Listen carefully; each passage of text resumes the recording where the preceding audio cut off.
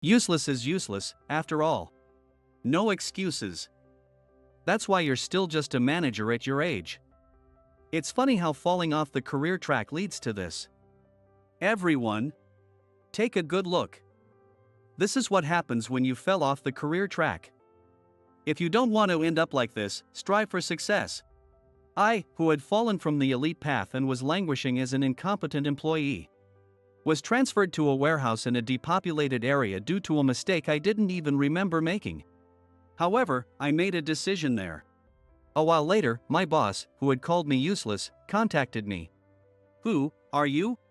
He seemed unaware that I had been pretending to be incompetent. "I am David. I moved to New York after graduating from a local high school. After graduating from a prestigious university, I joined a major trading company in the city. With some confidence in my language skills from studying abroad during my student days, my linguistic abilities were quickly recognized by my superiors, and I was entrusted with many interactions with overseas clients. Thankfully, my performance improved, and I was promoted to manager faster than any of my peers. With my alma mater being something to be proud of, people often said I was on the elite track. But, of course, not everyone was happy with my picture-perfect life. In a culture where cooperation was rare and competition for performance and promotion was fierce, anyone who excelled was a target. Many employees had quit because of this environment, and I too became a target.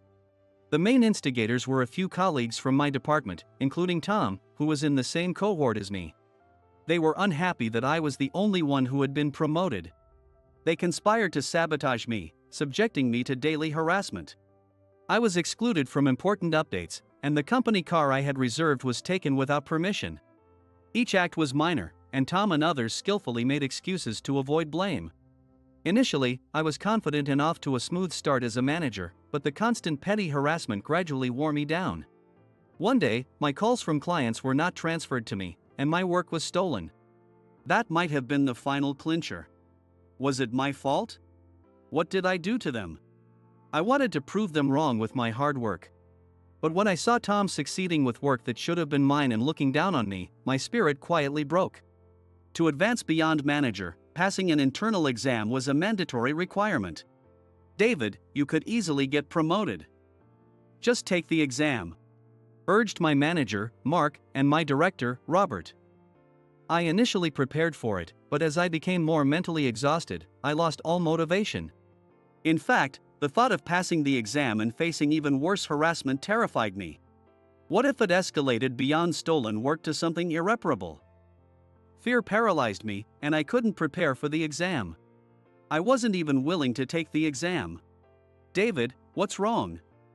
I thought you'd pass this exam easily." "Sorry. It seems I'm not ready yet." "David, is something wrong? If you have concerns, talk to me." "No, I'm fine. It was just a lack of ability on my part. I'm sorry for wasting the recommendation. I failed the first exam." Mark was worried, but I said nothing. I was repeatedly urged to take the exam, and even when I refused, my name would appear on the list. But I couldn't muster any motivation, so I deliberately failed multiple times. "He failed again, didn't he? Is that exam really that tough?" "No, Mark said David should pass easily, so it can't be that hard." "Either way, he chickened out, right? He's just a loser now. Maybe his past achievements weren't even his own." Wow, if that's true, that's the worst. I knew there were rumors, both true and false. But I didn't even feel like arguing back. I no longer cared about any of it. "David. Mark, please, just don't worry about me anymore." And so, without even realizing it, I quietly fell off the path everyone once recognized as elite. After stepping off the elite track, the harassment from Tom and his group stopped. Of course, it did. There was no longer any reason for them to be jealous. But the trauma from those days and my deteriorated mental state left me as a shadow of my former self, stuck as an incompetent employee. Is David in bad shape lately, isn't he? I heard he even stopped taking the promotion exams. Yeah, the rumor is that he's given up on promoting. I had grown used to hearing such rumors. Watching Tom and my other peers rapidly get promoted after I had fallen, I often found myself thinking, what does it mean to be peers? To them, Was I just an obstacle? What were all those days even for? Peers should be comrades who share joys and sorrows, right? They should be people you trust and rely on more than anyone else in the company, right? At least, that's how I viewed them back then. I thought we were important to each other. But after being betrayed, I became scared to trust anyone again.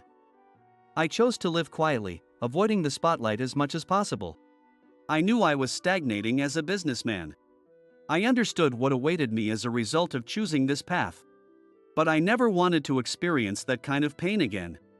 I didn't mind if people continued to call me a failure for the rest of my life. This was fine. I continued my days quietly, without taking on big projects or showing any ambition, just steadily doing my existing work. I wanted to be the kind of person that no one cares if I'm there or not, and I'm there when they notice me. As I worked with this mindset, the years passed, and before I knew it, I was 50. I had never been promoted beyond manager, experiencing neither joy nor much sadness. Even though every day was the same, it was far more comfortable than being hurt. Fortunately, my colleagues recognized me as someone who doesn't get promoted but is diligent in his work, and someone who, while not advancing, is competent enough at his job. They trusted me, perhaps because they didn't see me as a threat. With 10 years left until retirement, I decided to continue living quietly. Or so I thought, until one day. I'm James. I look forward to working with you. I'm David, a manager. Nice to meet you. Are you the so-called incompetent manager? Yes. I heard from Tom, your peer. He said you once got lucky enough to get on the career track but ended up falling miserably. I see. What a weirdo. James, my younger boss who had just joined the company. For some reason, he had heard about my reputation from Tom and sneered as he made those remarks. David, don't let it bother you. We don't think that way at all. That's right. Everyone in our department knows you're great at your job. Thank you, everyone. I'm fine, let's get back to work. Perhaps because I had no prospects for advancement, my colleagues were kind to me in this competitive environment.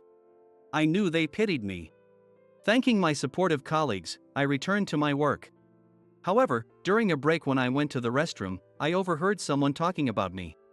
James, how's the new team? Got some good people, right? Yeah, well, they're all right. But that manager, David, that guy's something else. James was talking to an employee from a neighboring department. I couldn't help but stop and listen to their conversation. David? His reputation is pretty good. Did something happen? The thing is, there's just nothing remarkable about him, good or bad. It's like he's just going through the motions. It's scary how he has no ambition. I mean, being just a manager at his age is already a red flag. Really? But I've heard he's quick and meticulous with his work. Come on. That's just the bare minimum. Everyone does that. He does the same thing every day. He never submits project proposals. And in meetings, he only speaks when asked directly. He never stays late and leaves right at quitting time. When new projects come up, he always hands them off to younger employees. Does he even care about his job? Is he mocking it? Wow, really? Yeah. He's hopeless. Honestly useless. No wonder he's still just a manager. Ambition. I had abandoned that long ago. Whether I got promoted or not, I was still looked down upon. Even though I had chosen this path myself, it still hurt a little. What was my life even for? With a faint smile, I headed to another floor's restroom. James was back at his desk an hour later after his meeting. David. Yes? We're moving forward with this proposal. Please have the other employees review it. Understood. Oh, and since you won't be participating in this project, you don't need to read it yourself. Despite being taken aback by his blatant sarcasm, James handed me a copy of the proposal with a look of disdain. As I took it and started to walk away, he added with a smirk, "It must be tough working under someone younger, but let's try to get along." I'm counting on you, David. Then one day, something happened. What? Yes, I'll check immediately and get back to you. What's wrong? Well, it's about one of David's accounts. There's been a misorder, and the other company is in a huge mess because of it. What? The call my subordinate took. It was from one of my clients. Before I could take over, the client had been yelling over the phone, leaving the young woman's hands trembling. I'll check it out immediately, you can take a break. But? It's okay, just calm down first. Thank you. Even though I told her to calm down, I was the one most panicking. This can't be happening. This client was one I had been handling for years. In all those years, I had never made such a mistake. Of course, no one is immune to mistakes. But I distinctly remember double-checking this order multiple times. A misorder? That can't be right. However, upon checking, one of the order entries had a typo in the product code, resulting in a large quantity of the wrong product being shipped. Product code errors are indeed common. That's why I had checked it so many times. But why now? As I was bewildered, James, who had been away, rushed over after hearing the commotion. David! What is going on here? It seems to be a misorder due to an incorrect product code entry. This project is under David's responsibility. How do you plan to handle this? Wait a minute. I checked the order multiple times before placing it. Then how did this mistake happen? Well, I had no proof that I had thoroughly checked it. You say you checked it, but you were probably just working roughly. Useless is useless, after all. James, I'll report this to the higher-ups. For now, you need to go apologize to the client and resolve this issue immediately. We'll talk after that. James shouted and then stormed out of the department. David, what's going to happen now? I couldn't even respond to my subordinates. I went to the client to apologize, and fortunately, due to our long-standing relationship, they agreed to let it slide this time. However, future transactions would now favor them. I couldn't understand how this had happened. But James didn't bother to investigate and placed all the blame on me. Clearly, this is David's mistake. But no excuses. That's why you're still just a manager at your age. It's funny how falling off the career track leads to this. Everyone, take a good look. This is what happens when you fell off the career track. If you don't want to end up like this, strive for success. James publicly humiliated me in front of everyone, making me a laughingstock. He was the only one laughing. All my subordinates turned their eyes away. I didn't feel anger or sadness anymore. I just felt empty. The transfer order came 3 days later. David is going to be transferred. Transfer? That sounds nice, but it's really a demotion, right? I've never heard of the place he's being sent to. Me neither. It's a rural area. I've heard it's where they send people who've caused problems. Wow, that's bad. I better be careful. Shh, keep it down. He might hear you. Oops. I bowed my head to my gossiping subordinates. I'm sorry for the trouble. Thank you for everything. David, please do your best out there. Thank you. Even though saying this might make you all laugh at me, I'm rooting for you. I hope you all do well. With that farewell, I left the department. My new assignment was at a warehouse in a rural area in another state. As my subordinates had said, it was essentially a demotion. I had only heard rumors about the warehouse. But at over 50 years old, I had no other choice but to go there. The warehouse was in poor condition and it was old. The location was remote, requiring a car for commuting. Although there was a bus stop, it was desolate and only had 2 buses a day. Since I didn't own a car, I was provided a company car for commuting. Good morning. I'll be working here from today. My name is David. On my first day, I nervously opened the door to the office next to the warehouse, where about 15 employees were present. The atmosphere was gloomy, and everyone looked dispirited. Oh, you must be David. Welcome to this dump. You must have gone through a lot, said a weary-looking man, apparently the manager here, John. Despite his title, it seemed he had also been demoted here after losing his drive in the competitive environment at the main office. It seemed that the other employees were similar, having little confidence and having struggled at the main office. The work itself was easier. Previously, my work had been primarily desk work, but here I started by learning the names of the warehouse machines with guidance. Eventually, I would also inspect machines and manufacture parts. After working for a while, I realized that the warehouse staff, despite their lack of confidence, were not the type to drag each other down or harass one another. Of course, they were all people who had been on the receiving end of such treatment. They understood each other's feelings, showing empathy and cooperation, which felt refreshing. In this environment, my mental state began to stabilize. I had completely lost my motivation, but I wanted to help the employees here who had accepted me. That's how I began to feel. I used to pretend to be incompetent to avoid the elite path. But here, I thought I might actually be able to do my best. While the human relationships seemed problem-free, the warehouse division had a lot of issues. Listing them out filled my notes, but the biggest issue was the lack of an inventory management process. I decided to start by boosting the staff's confidence.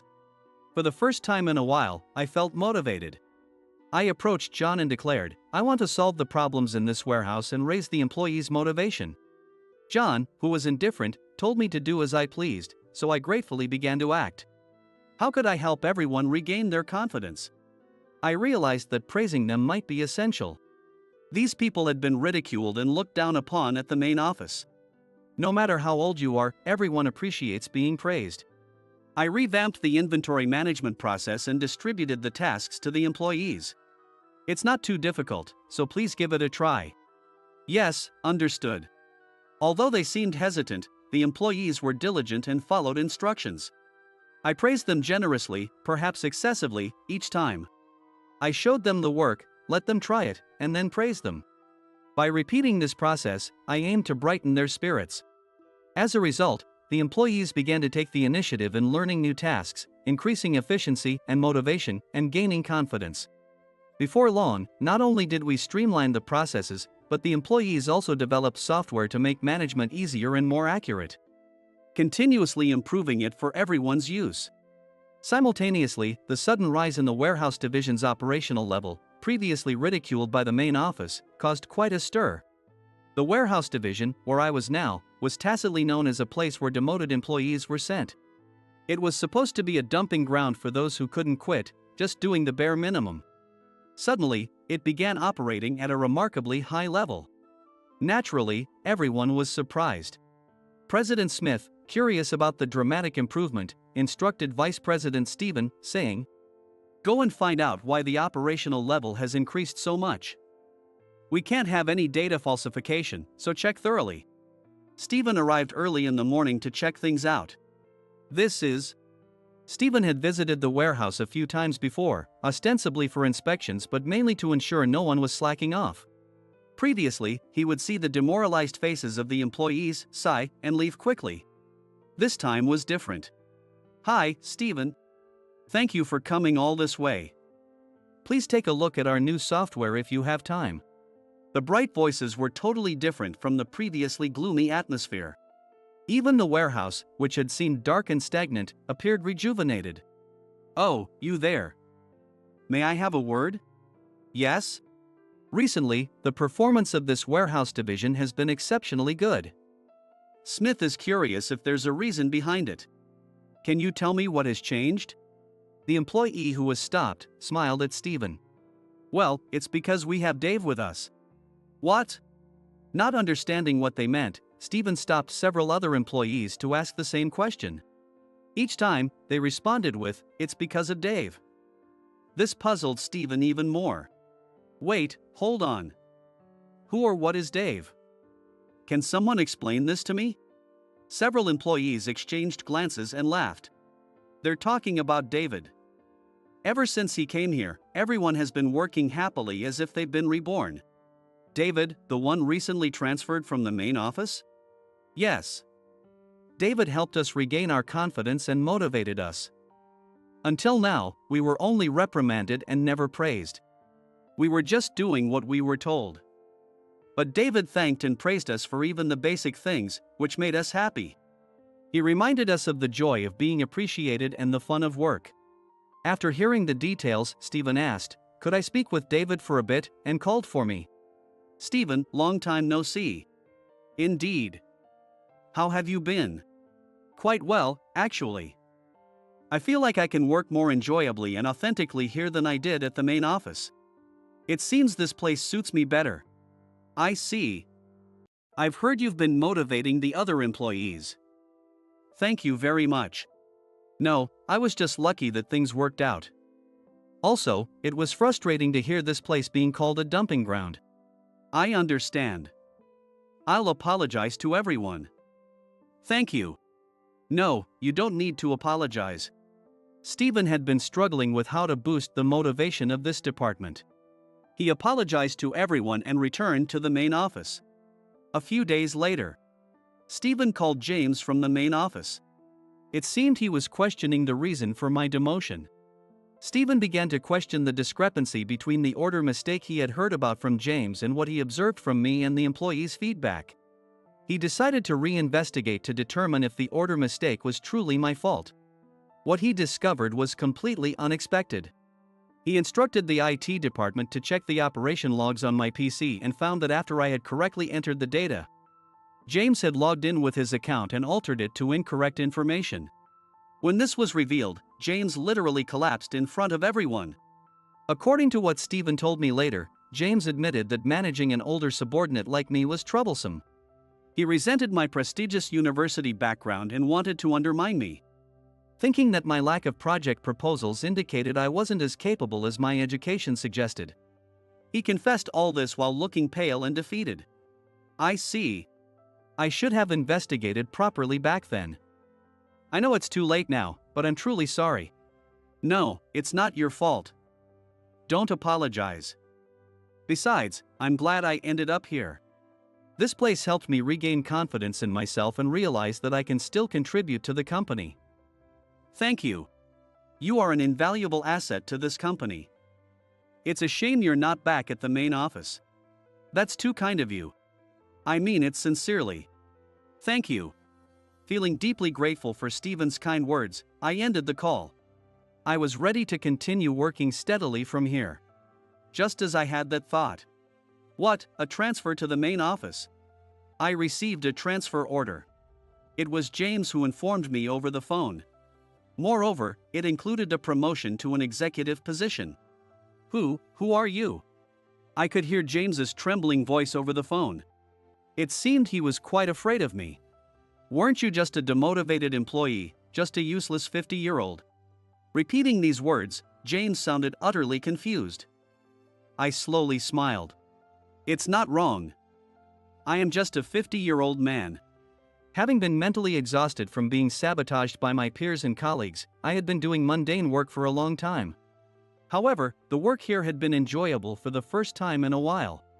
I felt like my efforts were being recognized, and that made me happy. Yes, work can be fun. This place reminded me of that. It had taken a long time to get here, but is it still possible to make a difference? I didn't know if I could perform as well at the main office as I had here. But I wanted to meet the expectations of Stephen, who had personally called me back to the main office. With that resolve, I returned to the main office. Upon my return, Stephen asked me to attend an executive meeting immediately. The other executives apologized to me for the recent events. They asked if I had anything to say, and I replied, I believe competition among employees is important. However, when it leads to undermining each other, it's counterproductive. Instead of pulling each other down, if we work together and strive to improve as a team, our company can achieve better results. I want to use this experience to review our current practices and improve our company's structure. Though I was prepared for rejection, my suggestion was unexpectedly approved right away. Until now, we focus solely on growing the company, causing employees like you great hardship. Please go forward to lead the way in transforming our company into a place where everyone can work with peace of mind. Nodding in agreement with Smith's words, I felt a renewed sense of purpose. As an executive, I promptly introduced and implemented various measures. Shifting from a competitive environment. We started by following the same method I used in the warehouse division, assigning tasks and offering praise to boost employees' confidence.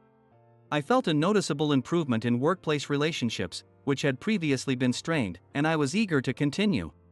As individual work transformed into teamwork, there was initial resistance from some employees, But ultimately, this approach improved motivation and performance, and our company's results began to rise. The high turnover rate, which had been a concern, also started to decline. Seeing everyone work with smiles on their faces, and hearing "It's all thanks to you, David," made me incredibly happy. I had lost my confidence for a long time and endured a painful period. But those difficult days allowed me to want to change this company now.